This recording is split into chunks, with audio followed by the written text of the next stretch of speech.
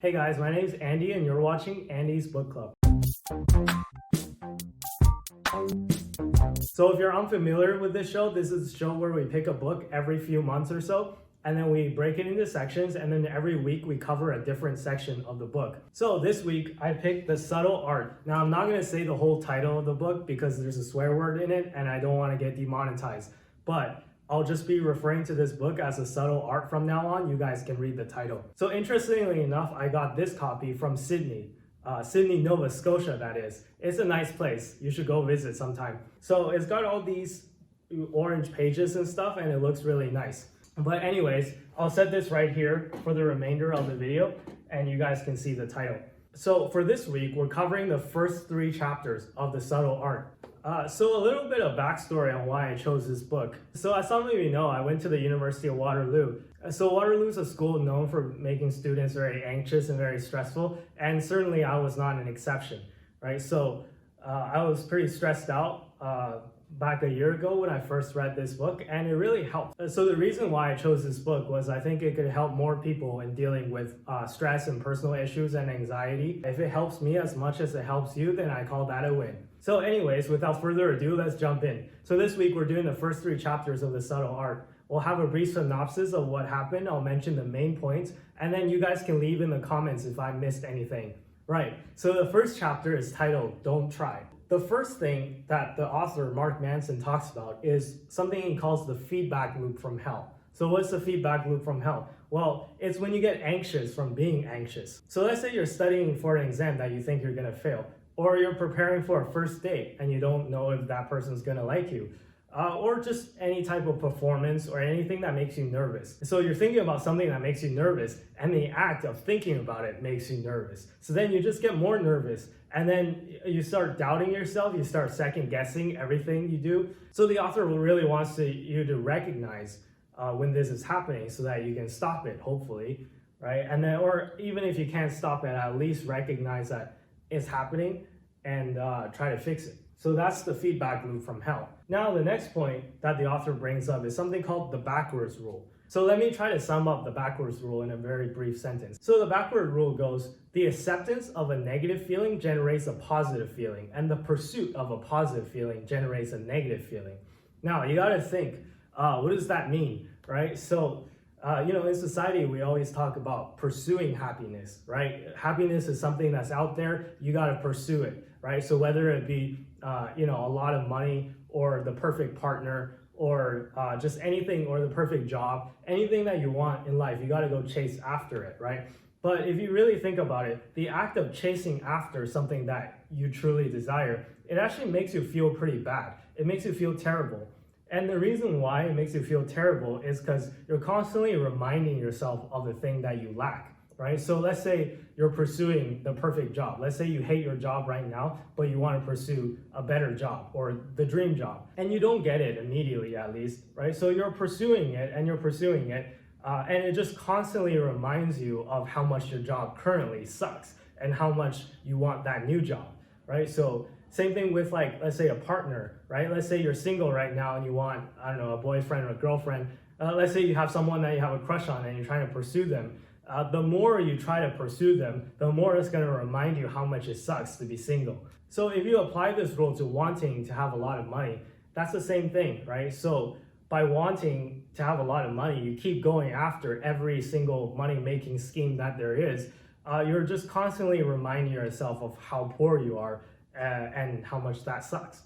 So that's the backwards rule. And to get past that backwards rule, you just gotta accept your current situation. So say if you're poor right now and you want a lot of money, that's your goal in life.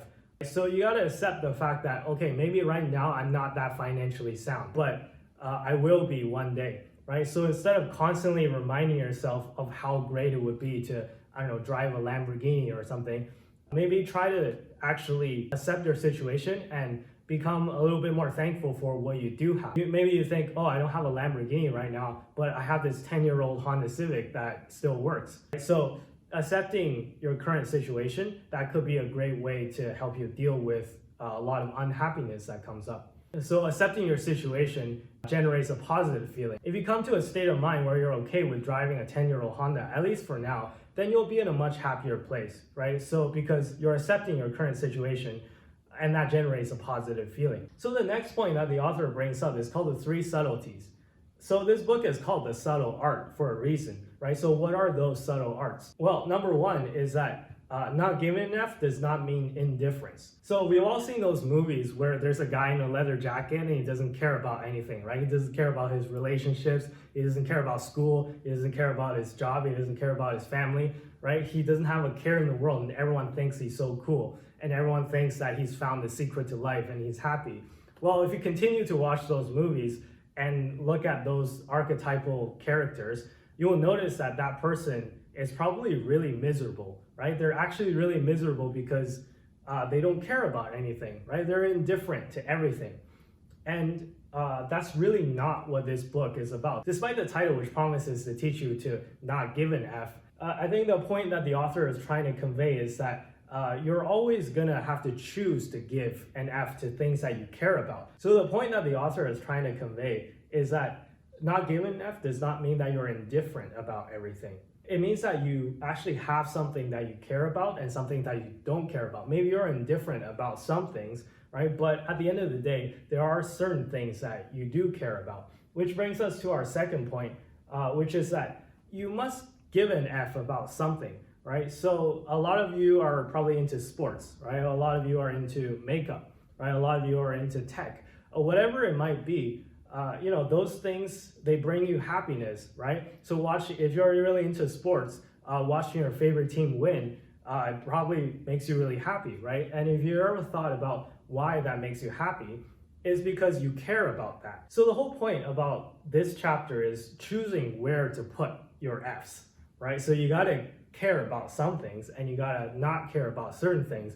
And it's just how good you are at distinguishing those two. That brings us to point number 3, which is you're always choosing, right? So you're always choosing things that you care about and things that you don't care about. There are always certain things that you choose to spend a lot of your time and your money on, and there are certain things that you would not spend a dime on, or you would not spend a millisecond doing because you don't enjoy those things, right? So what a lot of people end up doing is that they can't distinguish between what makes them happy and what doesn't. So they keep doing things that doesn't necessarily bring them happiness. So recognizing the fact that you're always choosing is one step to being able to properly segment between things that you should give an F about and things that you shouldn't. Now, let's move on to chapter 2. So chapter 2 is titled Happiness is a Problem. And chapter 2 starts off with Buddha's story. So I'm sure some of you are familiar with Buddha's story. So Buddha, he was a real guy, by the way. So the story goes that he was a prince, right? And he lived in this palace.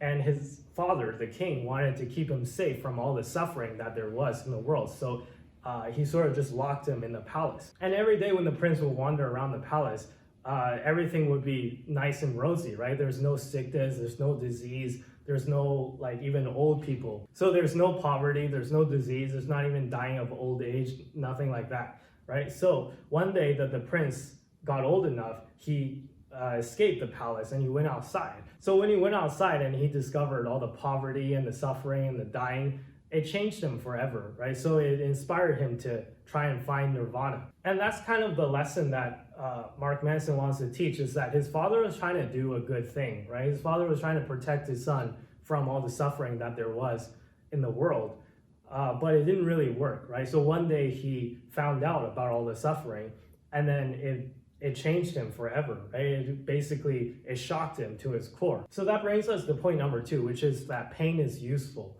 right? So pain teaches us not to do that thing again because it hurt. So if you put your hand on a stove and it hurts, you're not gonna do it again because you would remember how much it hurt when you did it the first time. But if you didn't feel pain, then you might do it again and burn your hand off, right? So the same thing is true with psychological pain, is that pain, it teaches you something that you're doing wrong or something that causes you discomfort, right? So that you can improve yourself and not make the same mistakes all over again. So with someone like Buddha, he was never subject to that pain when he was growing up. And then when he finally went outside the palace and he saw the pain, that's what changed him, right? And then that's what shocked him. And then that was a very discomforting experience for him.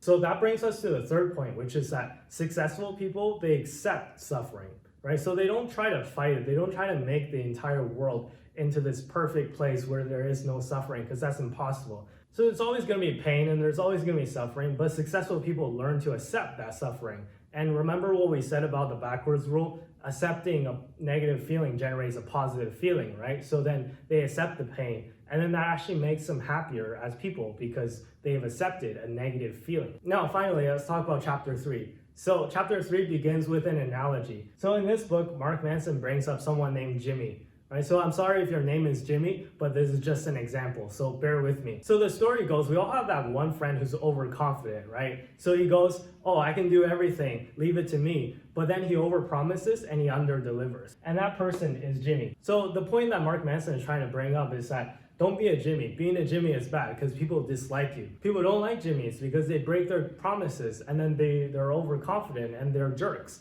Right? So don't be a jerk. And the problem that Jimmy faces is that he feels really entitled.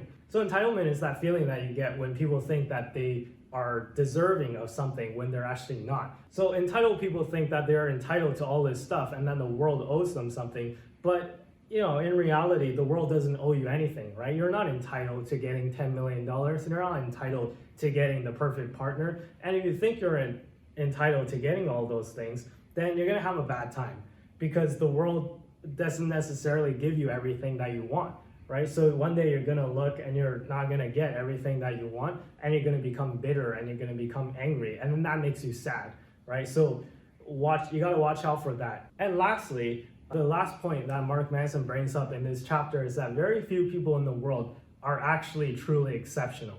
Let's say you're watching the Olympics and your favorite athlete comes in 10th place, right? And then you would say, oh, that's so bad. That person came in 10th place, right? But if you really think about it, that's not that bad, because if you came in 10th place in the Olympics, you're still technically the 10th best person in the world on that specific thing, right? But because you're competing against all these like super exceptional people and you come in 10th, people think that that's bad. But a 10th place Olympic athlete would probably still be miles better than me or you. So the point that Mark Manson tries to make is that very few people in the world are actually truly exceptional, right? So if you want to be the next Elon Musk or you want to be the next Bill Gates, well, I hate to break it to you, you're probably not going to make it, right? So I wouldn't be surprised if none of you watching this video ever become billionaires. Not that I don't believe in you, it's just from a statistical standpoint, that's not very likely. It wouldn't be exceptional if everyone was exceptional. So if everyone was exceptional, it would just raise the bar of what's considered average,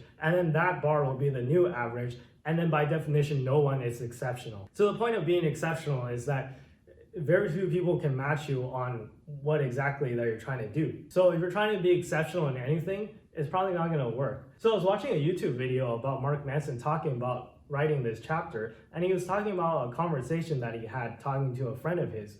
And his friend is doing pretty well, and he's making hundreds of thousands of dollars per year, and is doing better than the average, of course. And his friend goes, oh, I feel so sad because my roommate is doing so much better than me. And Mark Manson goes, oh, why would you say that? You're making hundreds of thousands of dollars per year. You're doing pretty well by all standards. And then his friend goes, oh yeah, but my roommate he founded this company and he's making millions of dollars and he's doing so much better than me. And then Mark Manson says, who's your roommate? And then the friend goes, Elon Musk, right? So the point is that if you set your bar to be exceptional as Elon Musk, then you're probably not going to make it. Again, not that I don't believe in you, it's just that it's not very likely that you're going to become the next Elon Musk. So the pursuit of a positive feeling generates a negative feeling, right? So we're back to the backwards rule again. So I think that's about wraps it up today. Next week, we're covering chapters 4 to 6 inclusive. So stay tuned for that. Be sure to hit the like button and subscribe if you like this video. Leave a comment down below if you think I've missed anything or if you want to expand on any of the points that I talked about. I'd love to hear what you want to say. Also, check me out on Twitter and Instagram. I'll leave the links down below in the description. Thanks for watching.